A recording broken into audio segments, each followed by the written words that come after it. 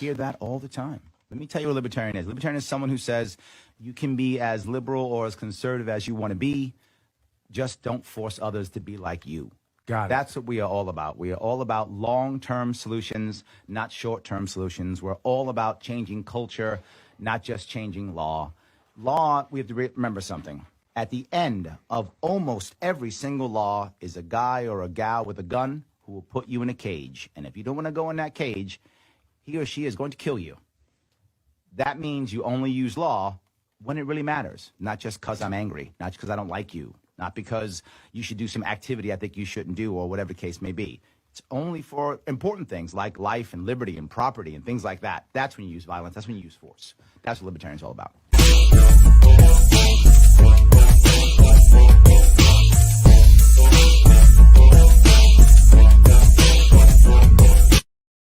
Welcome to Libertarians Drinking Coffee Live again. And yes, we are drinking coffee. The brand is strong. Yes, still drinking coffee here, trying to show you that this stuff matters. This is the new way of us campaigning, of getting our name out. And I know that everyone's talking about the presidential elections, and they're important. They are.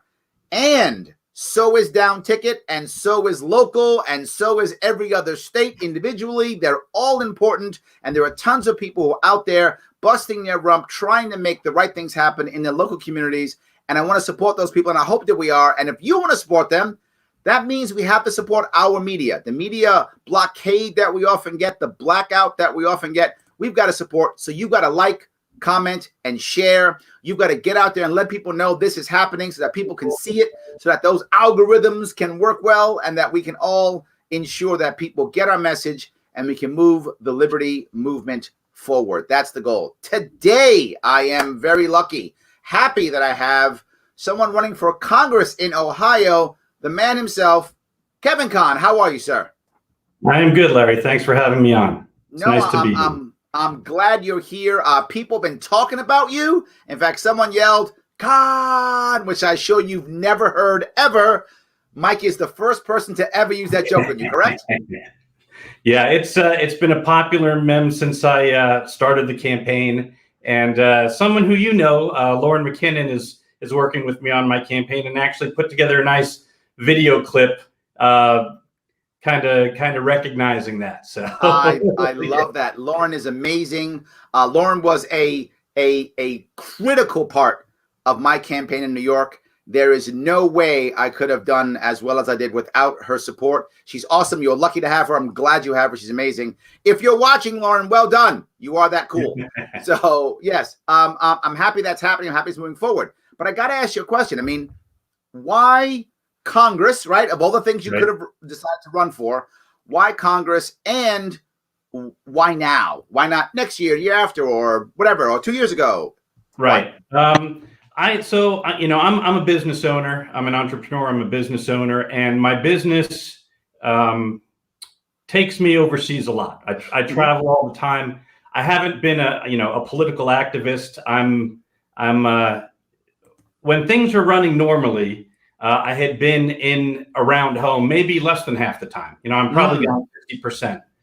When I have been home, I've spent time. I have a son who just finished his junior year of high school. He's going to be a senior. He's a hockey player. I've coached youth hockey for years, and that takes up a lot of time. And civically, I have been on board of directors for a regional chamber of commerce, and that's basically how I'd spend my time. My wife is an immigrant. She's from Mongolia.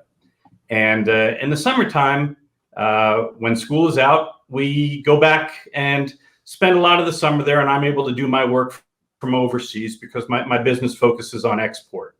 So there's actually good internet in Ulaanbaatar? It is fine. Yeah, it is fine. You didn't think I would know the capital of Mongolia, did you? But I happen to know the capital of Mongolia. Yeah, and it is also the coldest capital city in the world. Oh, is that right? It is. Wow. So, their summer is basically end of May to beginning of September. So it's a perfect time to be there. We have also a 2.5-year-old daughter. And the last time we came back this summer, my daughter was born there. Okay. And we came back and we're going through customs and immigration. And, we had done some traveling, and as we travel, my daughter's got both passports, U.S. and Mongolian. And Mongolia, while it was never part of the Soviet Union, was administered by the Soviets. So there are some countries where it's really easy for her to use a Mongolian passport because she doesn't need a visa. And there's some where the U.S. passport is great because you don't need a visa. Right. And we came back and kind of got a little bit of a hassle at customs and border control and secondary screenings. And this, there was a lot on my mind going on about what was happening down on the southern border and kids. And it scared the hell out of me what was going on. Kind of brought that home to you. Yeah. And really, when you show up and you've got a passport and you check on the computer and, it shouldn't be saying that I'm, anything is wrong. What you expect is, welcome home, Kahn family. Hope you had a nice trip. But that's not the way it went. So I had been going to some Libertarian Party, the county meetings, and I sent a message up to Ohio, Columbus, the LPO, and said, "Yeah, I'm ready to do something this year. Let me know what makes sense." And a few weeks back, later I got the "How'd you like to run for Congress against Steve Chabot?" I was like, "Fine, I am in." So that's how the campaign was birthed. That's one of the best stories I've heard, actually. Yeah. I mean, you actually were already an entrepreneur. You were already liberty minded. And to be forward, I was similar to you in that I was also liberty minded. I was already an entrepreneur, same idea. And so it's great. Now all of a sudden someone says, "Hey, you know what? Why don't you do something?" And you went, "Yeah, I'm in." I found that often entrepreneurs, generally speaking, are much more apt to be libertarian, right? They're much more. And I talk all the time whenever you build out your local your local affiliate, your county affiliate, right? I discuss this consistently.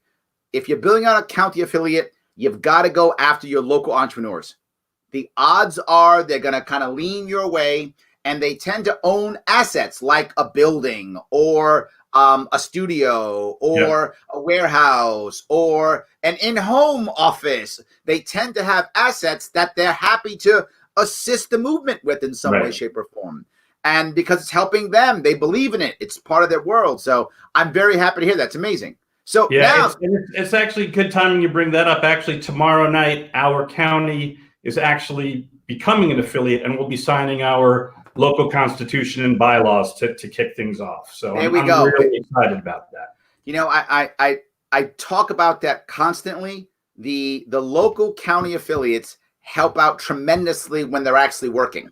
Yeah. Right. When they really do. When I crossed New York State, every time I had an event that was in a county that had an active affiliate, the event always went smoother. More people were there. Press was there. Everything went smoother when there was a county affiliate that was active there. It just helps tremendously. Having a support base, and I have to say, so once I had my candidacy announced and set, the local libertarian folks really got behind me in a big way, jumped on board, and the campaign staff that formed to help has been fantastic. I love that. I love that. Well, Mike's going to be there. See, he says that. He is. Mike's going to be there. And I'll give a shout out to Mike. Mike was, financially one of my early supporters. Mike is a council member for one of the local cities in the district, city of Harrison. Nice. When I met Mike, he was a Republican, and he has now changed his affiliation. So he is a sitting Libertarian council member for the city of Harrison. So good. So good. I love that. Oh, that's so good. I'm so glad when I hear that. It just again, we're pulling more in. We're pulling more in. I love it. So now, the reason why I say I'm saying this is I see very different, I guess, issues that you might be concerned about, right? From foreign policy to immigration to business to local issues. So let me ask you, of all the issues you could be talking about, are there any that kind of float to the top for you? And let me talk prior to COVID, in case COVID changed your mind. Yeah. Were there any issues that were like really to the top? Yeah, there were three that I was focusing on. Some of them were kind of catch-all. They're expanding, but immigration was definitely one of them. Sure. Immigration reform.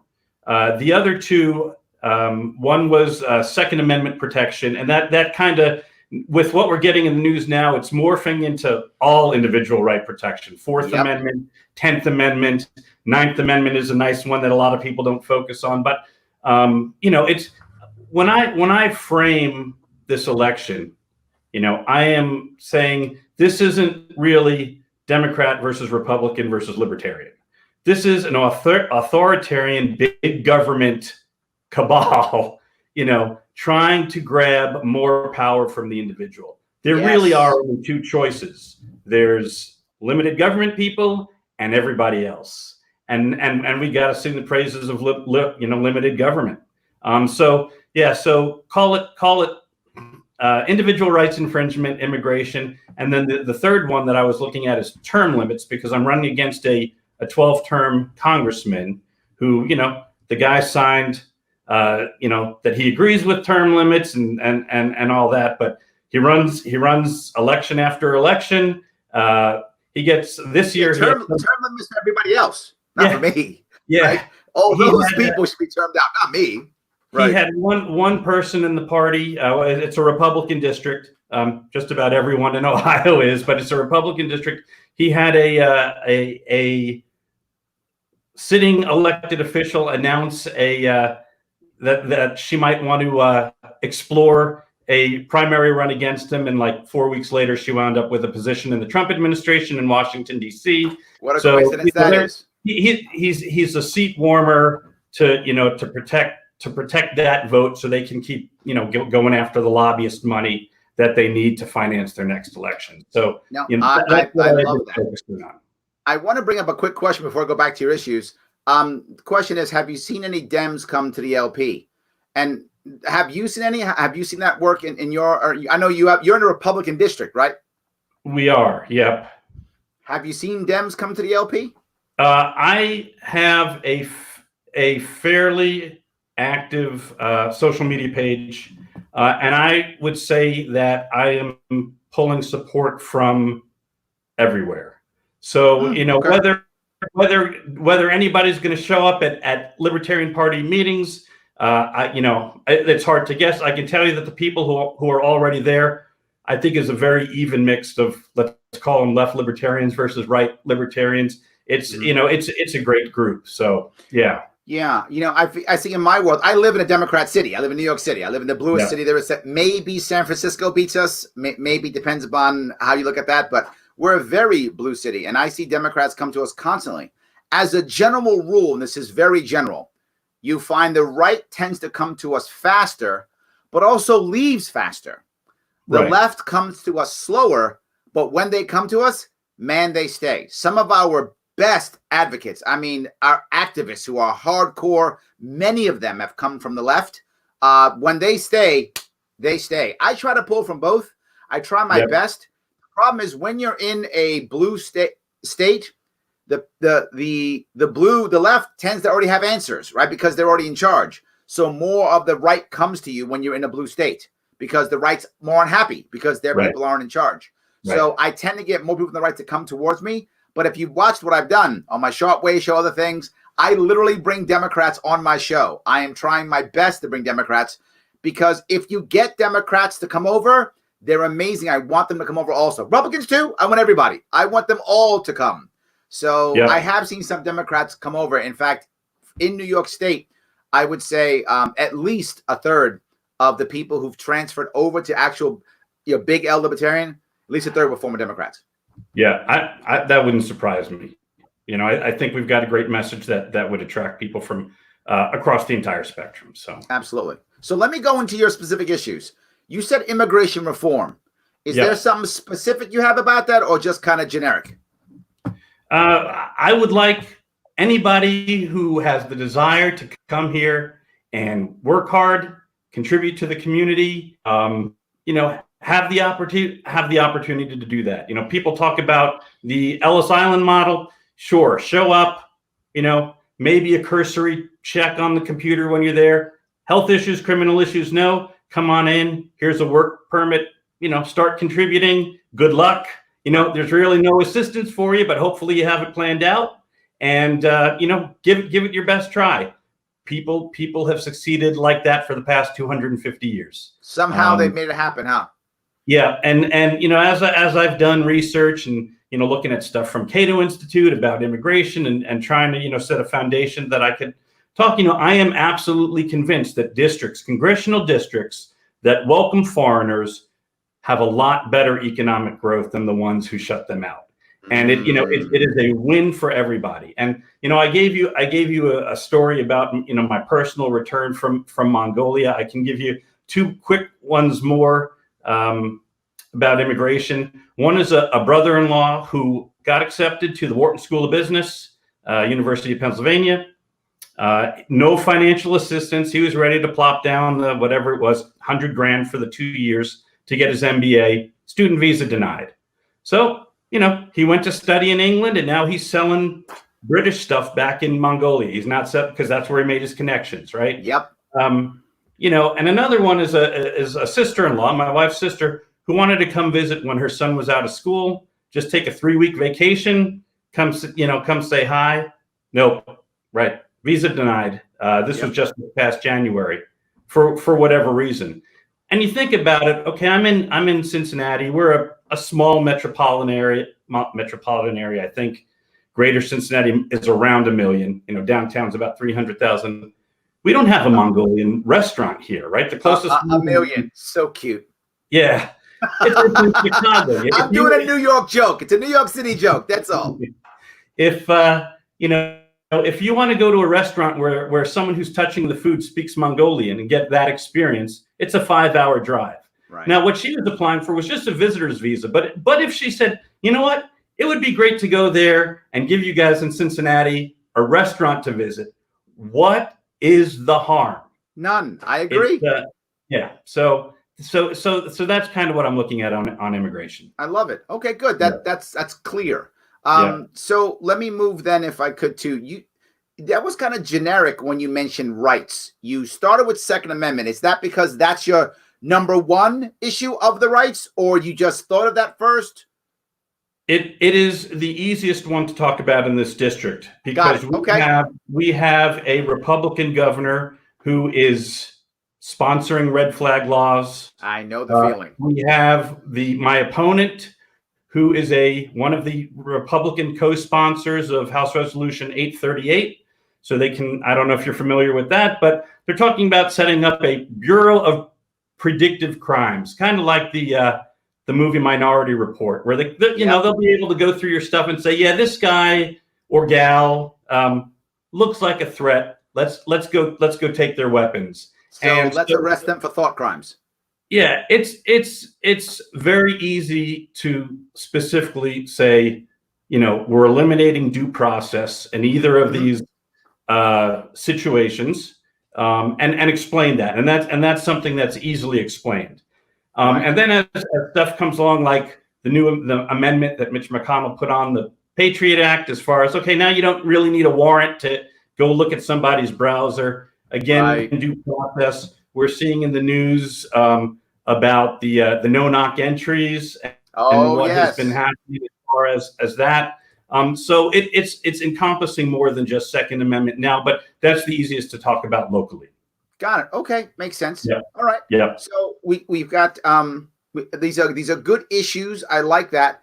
There's a question just got though, which is from Myron. How do you assure the people that they'll be okay when we as libertarians talk about ending government programs? Right? Don't the American people right now, aren't they afraid? And don't they look at, and if I'm wrong, tell me. I mean, you know your district better than I do. I'm saying what I see outside, right? And I live in New York City, the biggest nanny state city there is, right? Again, except maybe San Fran. But anyway, so when people are going to be afraid, they're going to go, Kevin, you got to give me a government program so I can be safe, right? Because the world's ending. And Myron has a valid point. How are they going to feel okay if we remove that government program? I think for new immigrants now, there is no government program. I think that immigrants right now qualify for any type of federal aid. Okay. On first entry right now. I mean, it wouldn't be any different. Well, So in New York City, and this is where people are afraid to look at New York City. New York City is a sanctuary city. And we actually give out, and it's going to get some more right-leaning libertarians and Republicans are going to be upset when they hear this. We literally in New York City, we give out city ID cards for undocumented workers. Here, there's your ID card. Go. And New York State will probably start giving out licenses too. I think that's coming this year or next year. I forgot. So New York State's just going, go ahead, which means also what do? We wind up giving immigrants who are undocumented, we give them state benefits. Okay.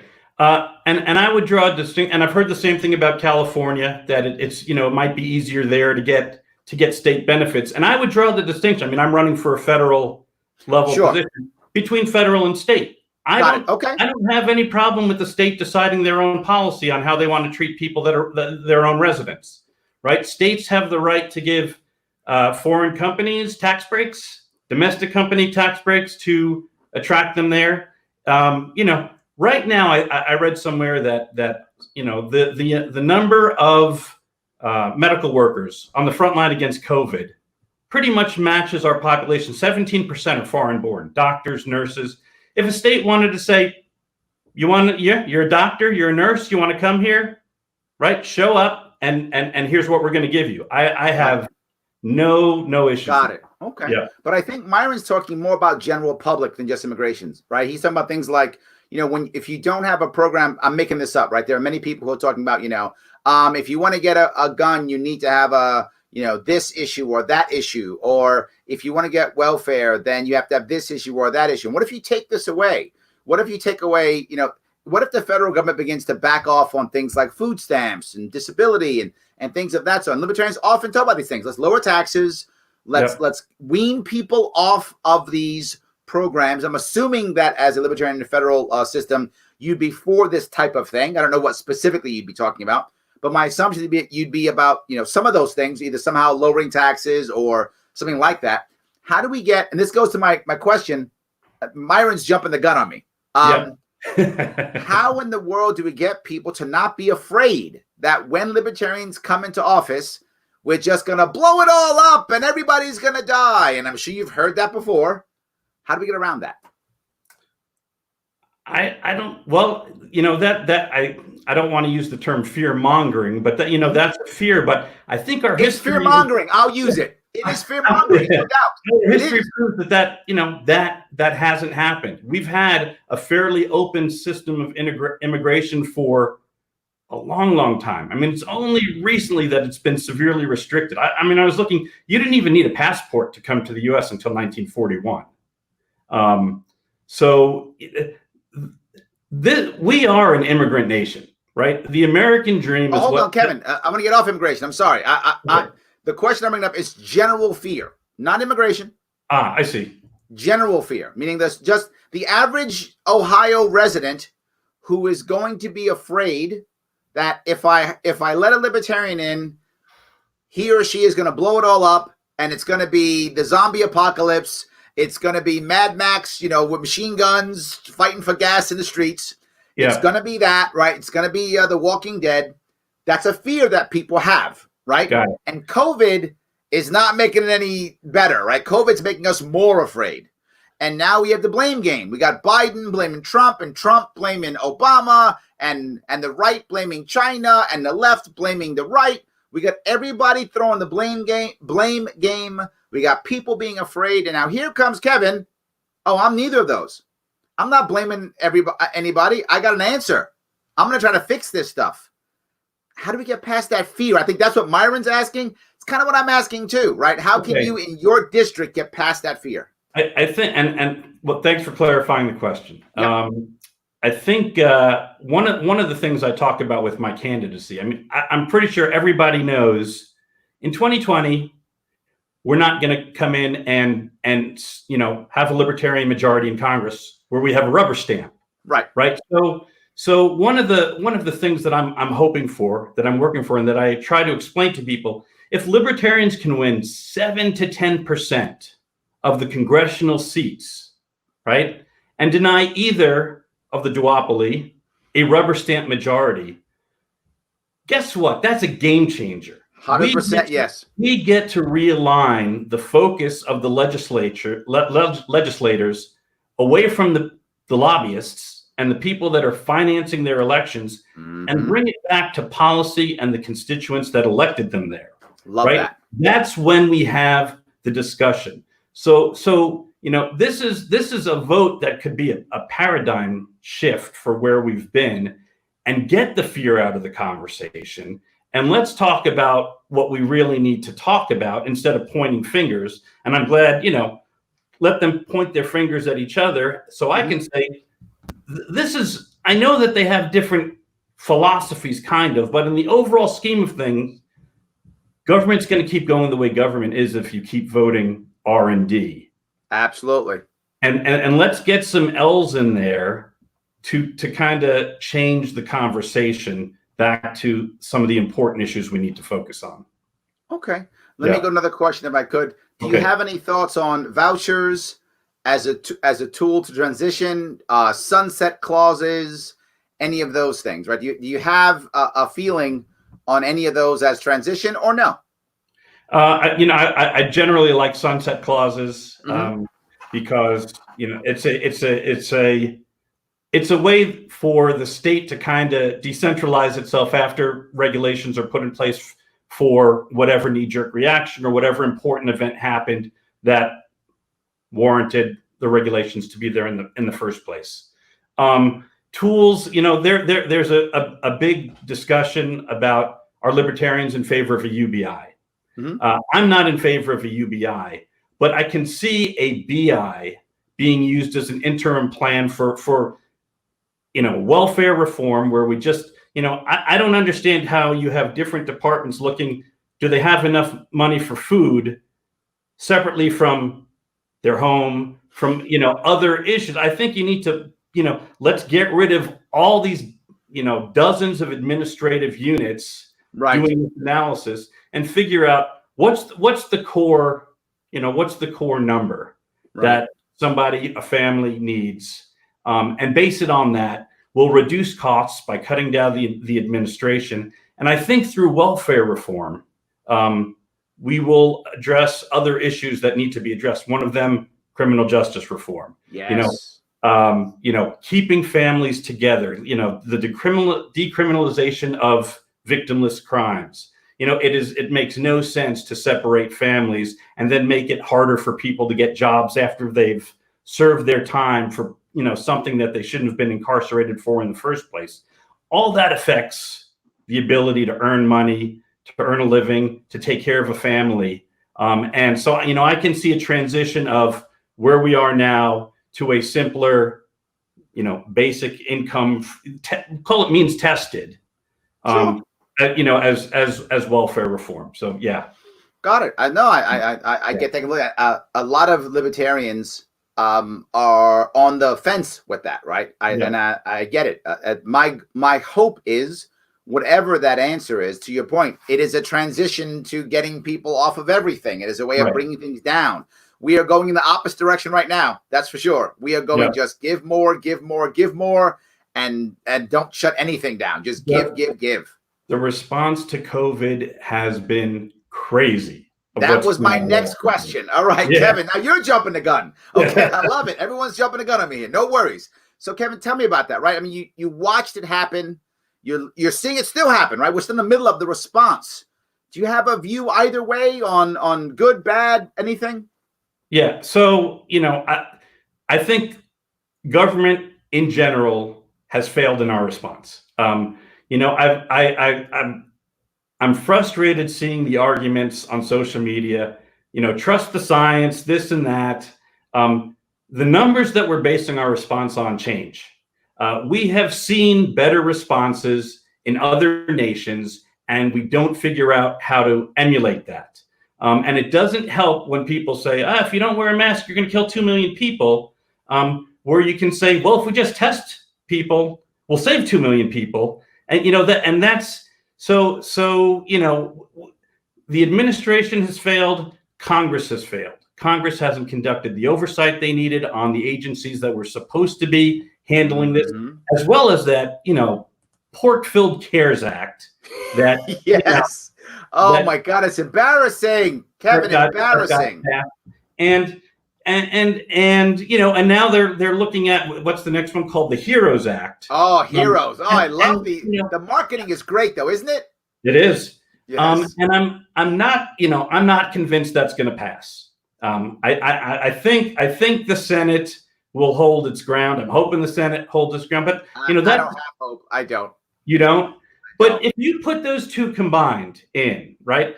So that would basically increase the debt for everybody into the federal debt of about $16,000. Now think about that. A family of four in the period of 3 to 4 months for the same amount of money could have received $64,000. Yes. To handle their affairs. And you know what? If you're an essential business, if you're working, if you're not under stress, go out and buy, the gift cards from the hair salons and the local restaurants and the people that you want to be there that have been affected by shutdown policies. Yes. They'll do that a lot better than we're going to distribute it to all these various organizations and hopefully it'll get to the right people. No, we're going to reward all our cronies and then throw some crumbs to the people. Yeah. Yeah. It's not working. And I remember a discussion that was online here at a local, chat group that was, Thomas Mass, Representative Massey is local. He's Northern California, Northern Kentucky, which is right across the river. Sure. And he had posted something about Harvard getting, reposted something from Harvard, and people were saying, well, they give it to Harvard to take care of the students. Why don't you just give it to the students, right? Why don't you just give it to the people? It's our money to begin with, right? And why Harvard?